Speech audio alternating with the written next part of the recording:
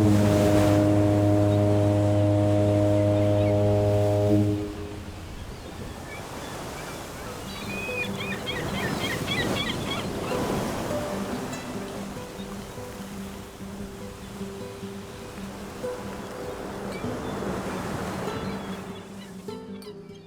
you hear the siren call of the Aegean? I certainly do. Year after year, each summer, I feel myself pulled towards the Aegean Islands. There is a charm on this corner of Greece different to any other. And for me, everything starts with the journey there. The simple smell of being in the open sea, even the not-so-romantic smell of fuel emitting from the ferry, brings me back to countless summer vacations among friends.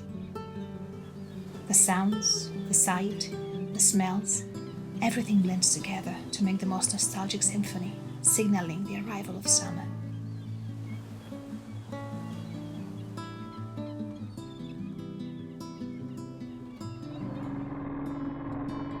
Arriving at Poros, I met up with my great-uncle Gérard and my great-aunt Marie-Claire, who have been sailing these waters for the past 15 years. We were going to spend a week aboard the sailboat, along with my cousin, and set sail the next day. So after a day of travel and a copious dinner, we all bid each other goodnight.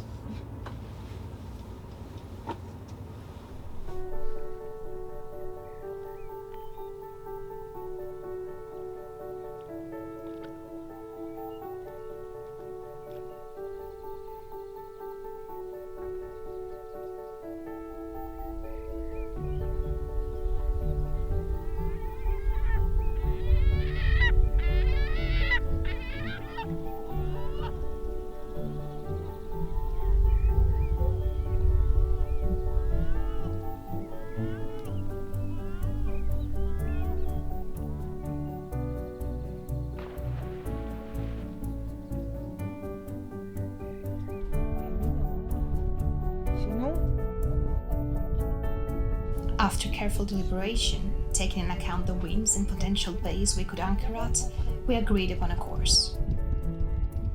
We would visit Hydra and then stay in the Bay of Dhokos, a small isolated island between Hydra and the Peloponnese. T'as eu beau tout ressortir? Ouais. Ah oui, mais c'est régulièrement comme ça ici. Ouais, jamais.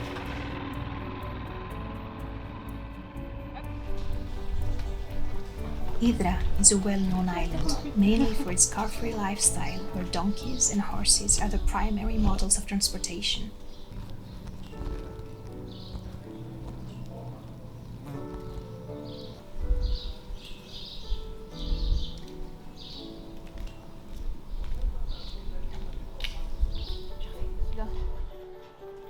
Bon bah, à fortiori.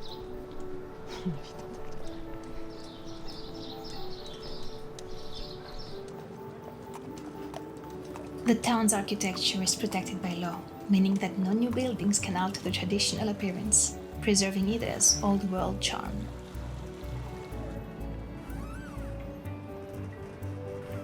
As much as Hydra is beautiful, it's impossible not to notice how much tourism has impacted the natural rhythm of the island.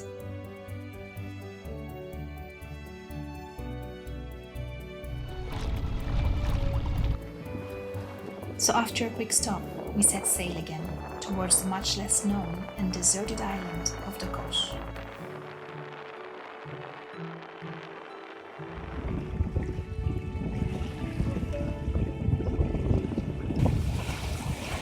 Oh, il navigue avec nous. Il navigue avec nous, regarde-le.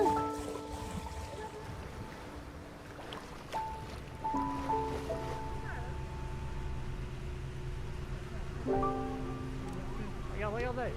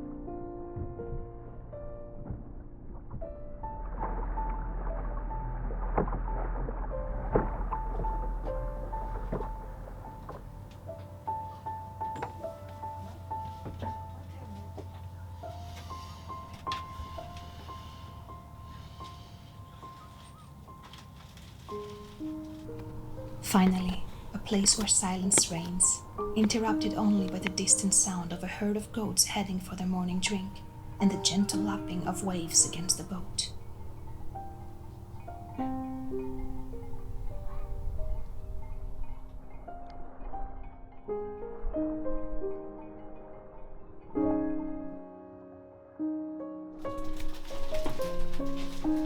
J'ai regardé.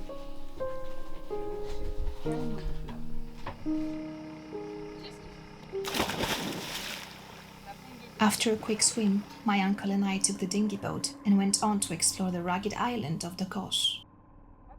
As the sun had already reached its peak, we were welcomed by the all too familiar symphony of cicadas.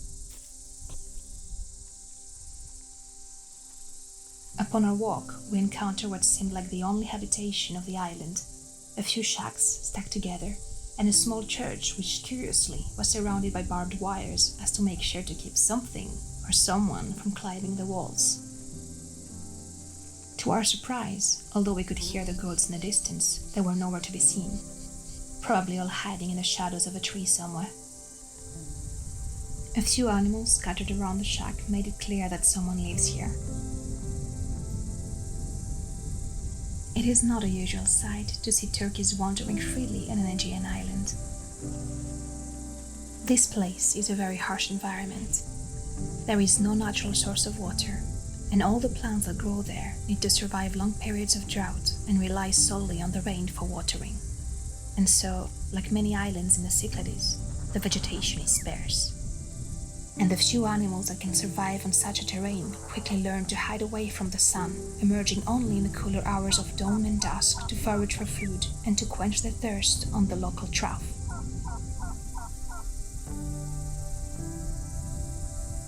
Continuing our walk, we found a lot more signs of how much the goats seemed to be a hindrance on the local family's agricultural exploits. Chairs, wood crates, and other bizarre constructions have been added to the lower parts of the olive trees, making it harder for the animals to climb up the branches and reach the precious foliage of the trees. This island used to have a lot more life. Dhokos is famous for the discovery of one of the oldest known shipwrecks in the world, dating back to around 2200 BC. This Bronze Age wreck provides invaluable insights into ancient maritime trade in the Aegean Sea.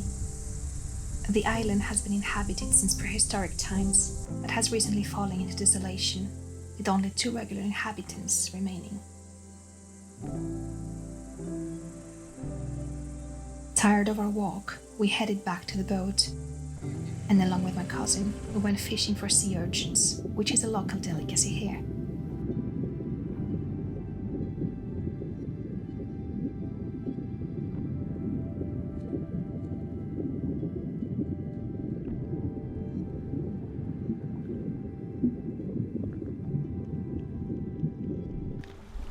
We could think of nothing better to end the day with than a meal of fresh pasta with homemade sea urchin butter.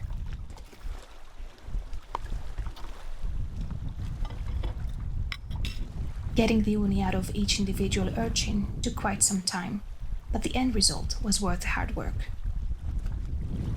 After cleaning all of them, I decided to head back to the shore, thinking that whoever lived here would have woken up from their midday siesta. Upon arrival, I was greeted by a turkey drinking from the troughs, accompanied by its 2 small chicks. One of them was bathing in the tub, and it took me some time to realize that it seemed unable to get out of the water.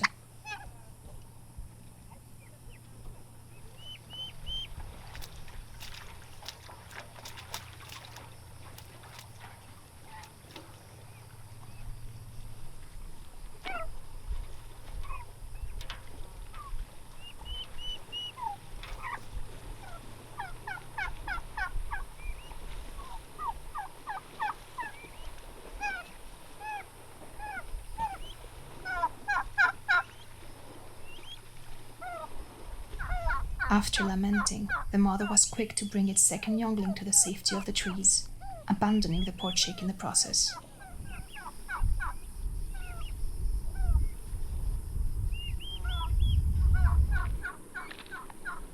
Do you need help?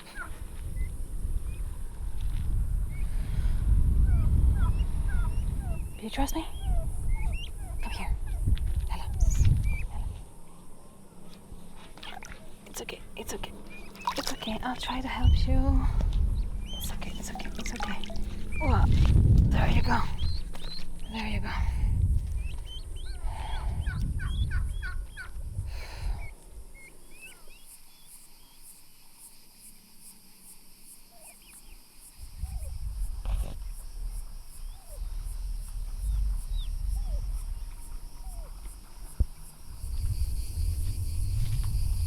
Walking around the island, I was very generously welcomed by Maria and Irini Dhokou, a mother and daughter duo that take care of the animals here.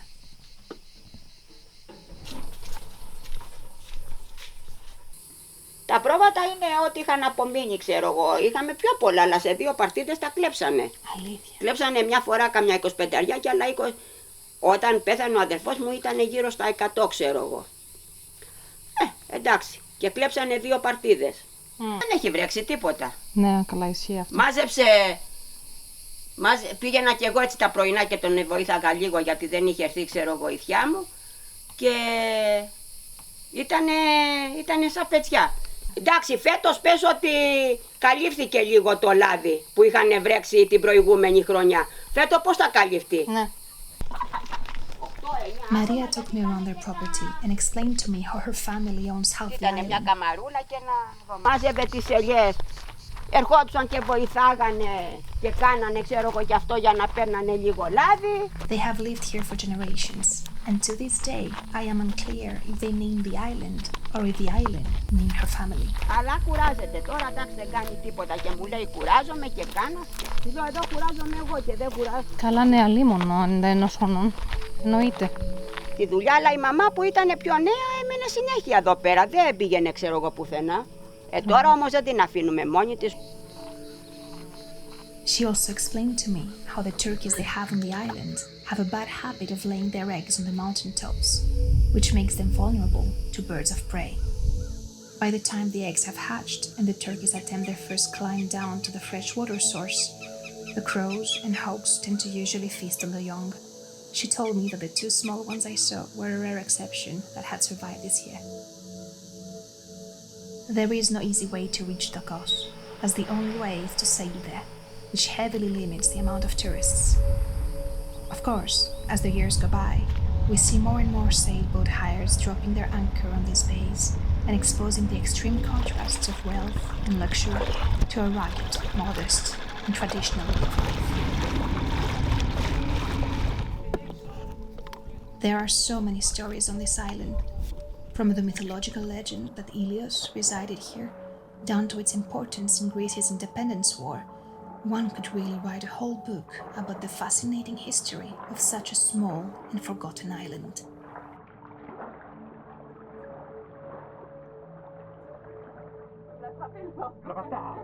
The days on board seemed to pass fairly quickly. We enjoyed the seafood pasta we had made, watched the sunset upon the distant Peloponnese, and unsuccessfully attempted a lazy way of fishing for tomorrow's dinner.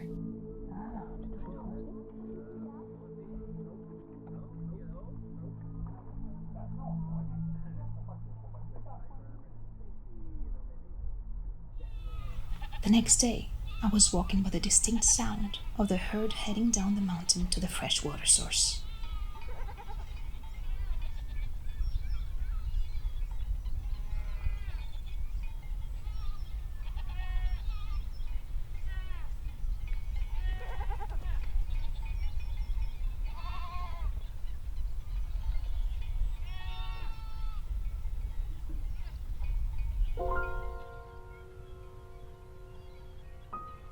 And just like that, our time on the island was coming to an end.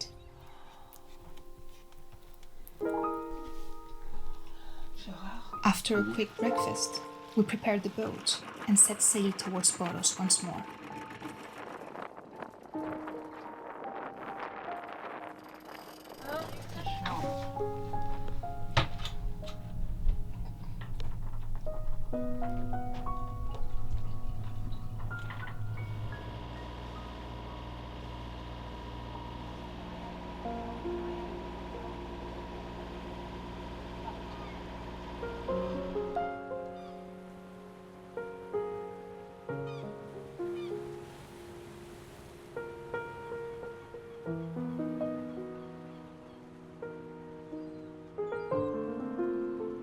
Before I left, however, I wanted to talk a bit more to my great-uncle, as he has led a fascinating life as a seasoned sailor.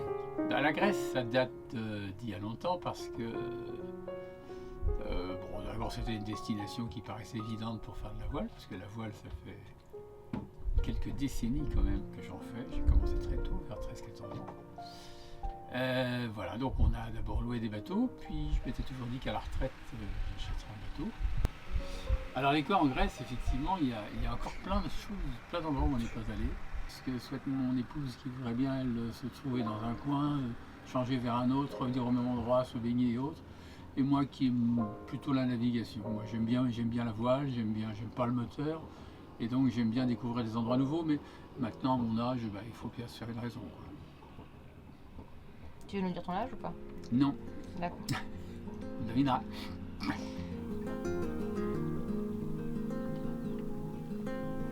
That's it for today, and I will see you very soon with another episode.